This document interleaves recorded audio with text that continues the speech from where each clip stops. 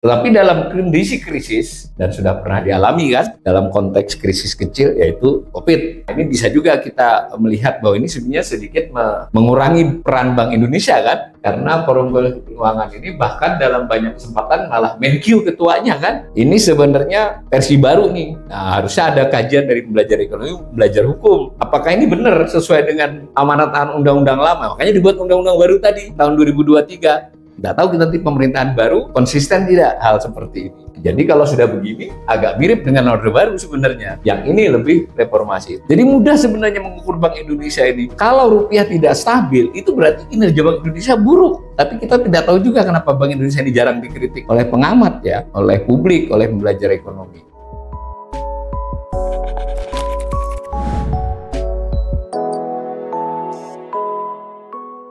Kita sudah belajar sejarah singkat Bank Indonesia berupa perubahan peran dan posisinya dari waktu ke waktu sejak zaman kolonial yang pada waktu itu masih bernama The Javas Bank. Sejak reformasi, itu Bank Indonesia kemudian melalui berbagai undang-undang, terutama sekali adalah Undang-Undang tentang Bank Indonesia tahun 99 yang mengalami beberapa kali perubahan, itu tegas dinyatakan Bank Indonesia merupakan lembaga negara yang mempunyai otonomi penuh dalam merumuskan dan melaksanakan tugas dan tanggung jawabnya. Nah, dia tidak boleh dicampur oleh pemerintah, presiden sekalipun. Jadi sebenarnya andai ada bukti bahwa presiden mempengaruhi Bank Indonesia, itu pelanggaran hukum. Gitu ya, baik pihak Bank Indonesia yang diberi perintah atau presiden atau menteri yang memerintah, sebetulnya menyalahi undang-undang. Nah, Bank Indonesia tegas dinyatakan itu mempunyai kewajiban untuk menolak dan mengabaikan segala upaya intervensi atau campur tangan pihak manapun. Tadi saya beri contoh presiden atau menteri keuangan, bisa juga dari Dewan Perwakilan Rakyat, dia berhak menolak. Nah, apalagi pihak eksternal, seumpama IMF ataupun BIS ya, Bank for International Settlement, dia bisa nolak. Pemberian status dan kedudukan khusus tersebut dari ulasan tentang undang-undangnya maupun studi-studi akademis itu tentang hal itu agar Bank Indonesia dapat menjalankan peran dan fungsinya sebagai otoritas moneter secara efektif dan efisien. Garis bawahi ya, jadi dia merupakan otoritas moneter.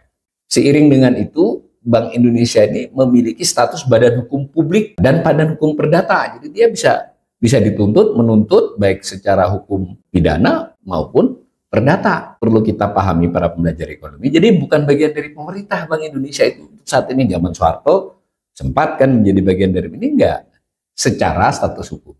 Kenapa terjadi demikian? Itu tadi berdasarkan pengalaman Orde Lama, Orde Baru, naskahnya ya, naskah akademis atau argumen-argumennya. Tentu buat pihak-pihak yang ingin mengkritik ya, bisa saja mengatakan itu kan karena harus menyetujui syarat-syarat dari IMF melalui Letter of Intent, LOI IMF, ketika kita dibantu mengatasi krisis. Ya, bisa juga disebut begitu. Tetapi bagaimanapun saya sebagai pembelajar ekonomi mengakui bahwa praktek kebanyakan negara-negara itu memang adalah menempatkan bank sentralnya sebagai independen, terlepas dia murni swasta, setengah swasta, tetapi aturan-aturan yang membuat bank sentral itu memiliki wewenang dan status yang kuat itu di mana-mana. Di undang-undang berbagai macam tadi juga menyatakan bahwa Bank Indonesia adalah otoritas moneter. Apa itu kebijaksanaan moneter? Sederhananya, kebijaksanaan moneter itu adalah kebijakan yang mempengaruhi, mengatur, mencoba memanage jumlah uang yang beredar. Itu namanya kebijakan moneter. Kalau fiskal adalah kebijakan tentang pendapatan dan pengeluaran negara. Itu dulu untuk bisa kita pahami. Nah, memang cukup aneh ya, pemerintah sering dikritik, Bank Indonesia jarang dikritik oleh para pengkritik, pengamat, atau pembelajar ekonomi. Nah, ini mudah-mudahan dengan literasi ini kita membuka ruang nih untuk mengkritik Bank Indonesia. Mengkritik tidak berarti kita anti ya, tetapi bagaimana kita secara cerdas memahami kebijakan-kebijakan. Ada Undang-Undang nomor 23 tahun 99 diubah itu artinya ditambahi, dikurangi ya, bukan diganti. 2004, 2009 dan ada lagi 2023. Jadi ada transformasi dari peran dan fungsi Bank Indonesia. Secara umum bisa dikatakan dari sangat luas di era Orde Baru dipersempit di reformasi, tetapi di ujung sini sedikit diperluas tapi tidak kembali ke yang lama. Nah, itu sederhana. Nanti apa bagian itu kita lihat. Bank Indonesia itu memiliki buku-buku edukasi kepada publik. Nah, ini penting, ada buku dia yang menjelaskan apa itu Bank Indonesia ya, oleh yang sekarang menjadi Gubernur Bank Indonesia, Peri Warjio. Ini di buku itu digambarkan untuk isi buku. Jadi dijelaskan nanti tentang Bank Sentral, lalu Otoritas Jasa Keuangan. Ingat, di 2011 undang-undangnya sudah memisahkan BI dan OJK. Jadi sebagian wewenang Bank Indonesia di Undang-Undang 1999 displit gitu. Tetapi pelaksanaannya molor ya, tidak 2011, itu tahun 2013 kalau tidak salah baru ada OJK. Ini Bank Sentral, kita harus memahami, kan ini dalam rangka kita edukasi, apa pengertian bank sentral. Dalam kajian terdahulu kita secara umum sudah melihat, tetapi kalau kita mau lebih mengetahui, kita baca juga textbook bank sentral itu apa, modelnya di berbagai negara seperti apa. Lalu fungsi, tugas, dan wewenang Bank Indonesia. Nah, khusus Indonesia, apa fungsi tugasnya? Sementara Otoritas Jasa Keuangan juga ada pengertiannya, ada fungsi tugasnya. Nah, lalu kedua-duanya ini mempengaruhi industri keuangan, tidak hanya lembaga sebenarnya, tapi industri keuangan. Apa lembaga keuangan? Ada bank, ada lembaga keuangan non-bank. Ini masing-masing dijelaskan oleh buku itu. Ini cara kita melihat untuk memahami peran Bank Indonesia dalam industri keuangan. Dalam konteks bernegara, dia kan tersendiri tadi, merupakan badan otonom ya. Jadi ada BI, ada OJK, Otoritas Jasa Keuangan, ini khusus mengurusi microbanking. Jadi dia bagian kebijakan yang mengatur tentang bank. Bagaimana syarat sebuah bank, apa yang boleh dan tidak boleh, pendirian. Nah, si Bank Indonesia-nya makronya. Jadi kebijakan tentang lending facility. Nah, lending facility itu Bank Indonesia itu kan salah satu perannya adalah bisa memberi kredit kepada bank. Bisa juga menjadi tempat bank menaruh duit. Itu bagiannya Bank Indonesia. Tapi beberapa aturan-aturan, bukan beberapa, hampir seluruh aturan-aturan teknis perbankan itu oleh OJK. Lalu ada LPS, ini amanat dari undang-undang juga, Lembaga Penjamin Simpanan, terhubung. Lalu ada Kementerian Keuangan. Kementerian Keuangan ini representasi dari pemerintah ya, dia otoritas fiskal, dia bendahara negara. Dalam kondisi normal, mereka ini bertukar informasi. Ini gambar ini sebenarnya berlaku untuk semua. Ada forum bulanannya, forum stabilitas sistem keuangan. Ini mereka disebut berempat ini Komite Stabilitas Sistem Keuangan. Ini perkembangan sekitar 10 tahun terakhir, bukan dari awal.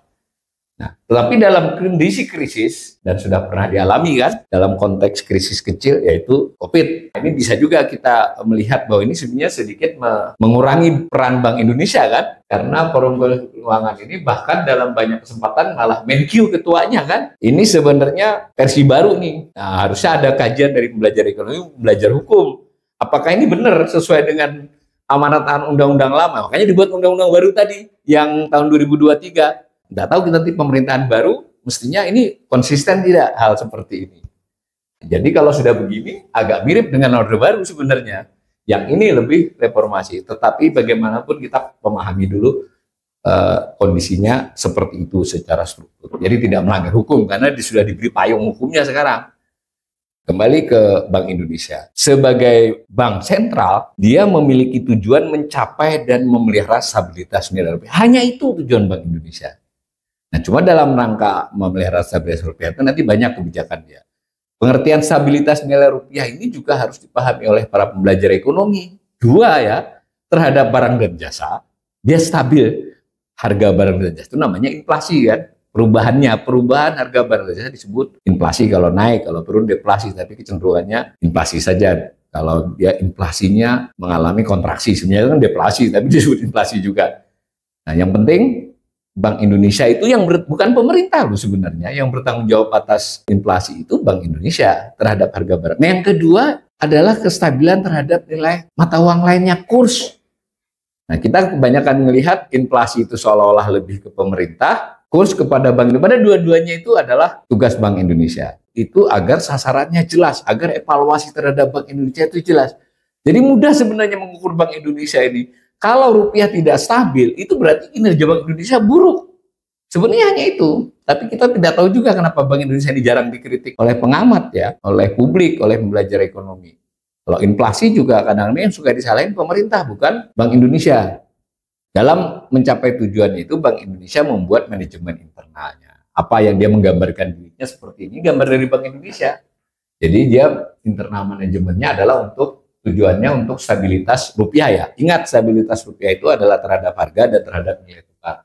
Lalu dia melakukan kebijakan moneter, dia melakukan kebijakan pembayaran. Pembayaran itu maksudnya jumlah uang, ada kita juga sekarang mengenal ada e-wallet, ada QRIS dan sebagainya, itu memang wewenang Bank Indonesia bukan OJK ya.